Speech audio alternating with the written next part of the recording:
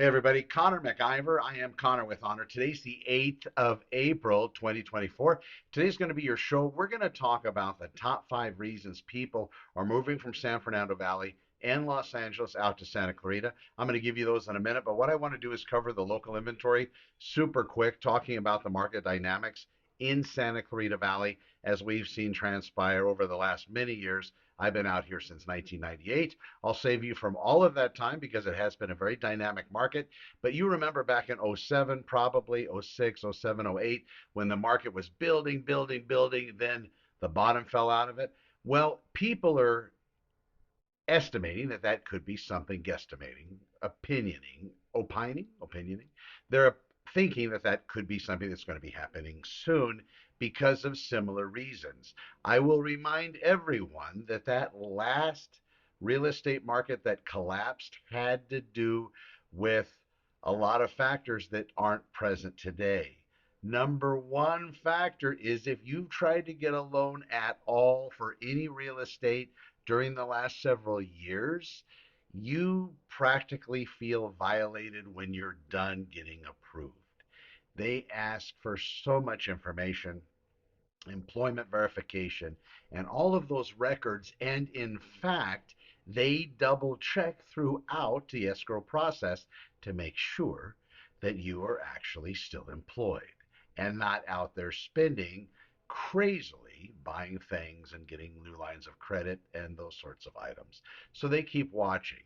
That is just one of many reasons why this market is nowhere near similar to that market.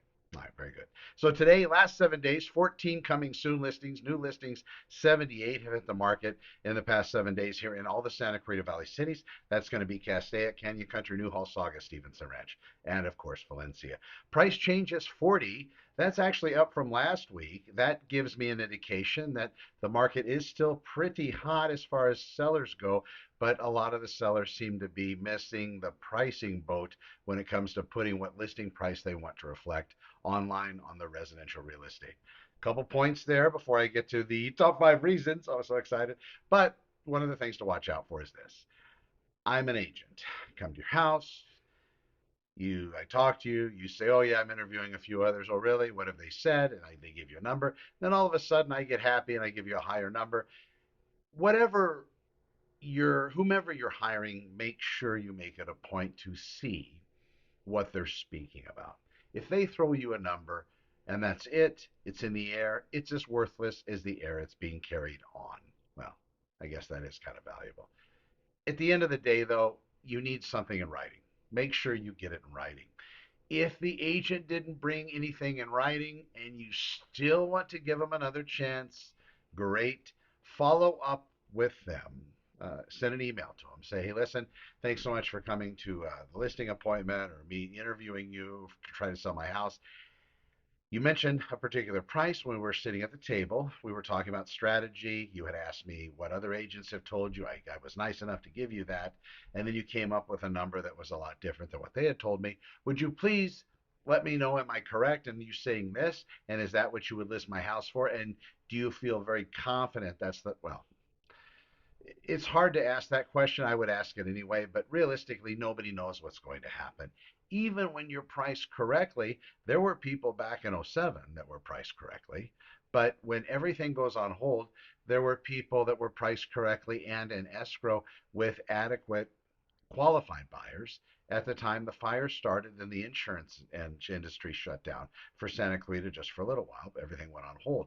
There were people that were qualified then, same thing will exist now. I'm just saying, just in case, get it from them in writing. Once you have that and you have the other verified data, which should be the houses that they are comparing yours to. So if it's a condo or townhome or whatever, they should be comparing them with condos and townhomes. Out here in Santa Clarita, it's kind of cool. We have big enough areas and big enough complexes where there's always seems to be some kind of turnover. So it's not too difficult to find good comparables for properties that have sold in the same exact building or area or community. We find that also with the track system that we have out there. It does help us establish those prices. But for you sellers out there, if people are giving you this information, just be wary. And that brings us back to 40 properties having had their prices changed in the last 7 days. And when I looked at that information, that's also a majority of those are decreases. The increases could be at the beginning when the agent was putting the information into the system, they made a mistake and actually publicized the system, made the listing made it active, and then that's bad because you can't take it back, and there's nobody in the world that's got the horsepower to be able to change it because of the rules and regulations at the multiple listing service level, and that's very good for consumers, right? So make sure everything is correct and everybody's on the up and up.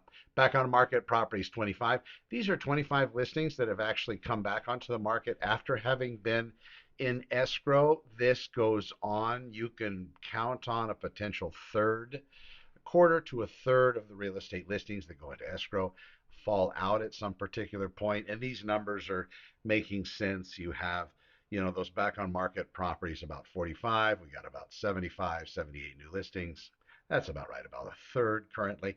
Over time, we get better established trends, and I'm better able to give you that data. But right now, this is about how it is, and that seems to be very typical in this particular market. Properties that have gone into escrow, we are at 38 new ones being into escrow. 43 have changed their status into a much deeper escrow, and 66 properties sold, closed escrow during the last week. So excited. All right, here are the 5 top reasons for people coming out here to Santa Clarita Valley from greater Los Angeles. And I will give you number 1 for sure, without a doubt, is affordability. I have clients that are coming out here. They've called. We've list their house for sale down in San Fernando Valley, Greater Los Angeles, and they do it for a reason. And some of it is because affordability, and it's not just affordability within the housing area. Our houses, price per square foot, are less expensive than Los Angeles. There's some other helpful add-ons that will save you money as well from living out here. But another big one happens to be under the affordability category is people that have children based children aged school aged children. They actually have a better opportunity out here in some way versus private school down in the valley, and that's something that they talk about. So our schools have very high ranking and very good scores out here in Santa Clarita Valley, and people do that comparison. They say, well, I'm paying X amount of dollars per month to have my child in a private school here in Los Angeles, and what does that picture look like in Santa Clarita? And even the cost savings on the residents, and that affordability is a big one. Community feels number 2. It's really kind of cool to be able to leave your house and jump on one of the Valencia pasaeos and 5 miles later finally come back to your house exhausted. But it is awesome, and a lot of the paseos actually move off of the beaten path, go behind residences and up into little forestry areas. It's really cool. You see wildlife, lots of wildlife, so just be wary. If you have a little dog on a leash, I wouldn't let him run. No, I'm just kidding. It's usually pretty good. But again, something to watch out for. Wherever you go, make sure you prepare for just in case something's waiting for you behind a bush. But it's really a nice area as far as that goes, but it is a great community feel. So when you go to the mall, these areas, it just feels great. Everybody seems very relaxed. It's very calm. Doesn't seem like there's a lot of everybody trying to up everybody else's ante. Seems nice and comfortable. So that's number 2. Nice community feel. Number 3, proximity to nature. Lots of hiking. I myself am a very big fan of hiking. There are a massive amount of trails out here. Lots of them. Placerita, you have over in Newhall. You have a lot of them out up here in Saugus. Lots of nice areas in Valencia through the Paseo system. You got past Tesoro over there, out in Castaic. There's a lot of places to walk. Beautiful areas. Lots of nature. Lots of large parks. And really some fantastic outdoor activities as far as hiking goes. So really just love that part of it as well. Lower crime rates. Do your research. Call your local law enforcement agency. They're in Greater Los Angeles. I used to work for them. I understand. Give them a call and find out what those crime rates look like versus the Santa Clarita Sheriff's Station out here. Give them a call. Ask them what their crime rates are. Don't have to take my word for it. They have all the rankings in the country, the top 5 safest cities and all that stuff. Great. Do your own research, though. Give a call, find out what's going on. And I also tell my buyers this, too. Once we get into escrow, I mean, close at the beginning, before you start spending money on home inspection and other items, make sure that you call the local law enforcement and say, hey, I'm buying a house at 1234 Anywhere Street. Tell me about the neighborhood, and they will tell you what's going on in that local area, well, hopefully. And if that deputy or that officer that answers the phone cannot, then my suggestion would be jump over to maybe detectives handling burglaries. There could be maybe a liaison officer for a particular geographical area, and the patrol and detective routes. We had those with the LAPD. They were called senior lead officers. So we had somebody fitting that description. I believe deputies have something similar to that. So just find who that person is. And it's worth your phone call. And do me a favor, don't take it from your real estate professional that everything's great and wonderful in the area you're living in. Do your own research and make that call yourself.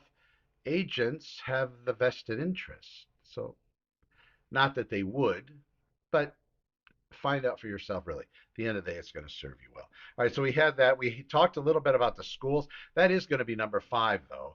Excellent schools. And if you do your research, you have school age kids out here, College of the Canyons, great, great school. Look into this area and look at the awards these schools have gotten. Go to greatschools.net, some of the other online systems.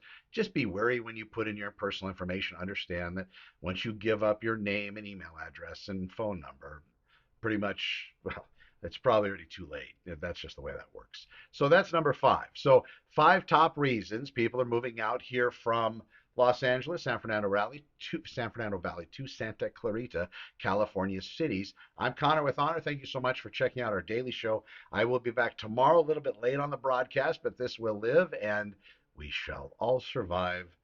Be well. I'm Connor with Honor. Over and out.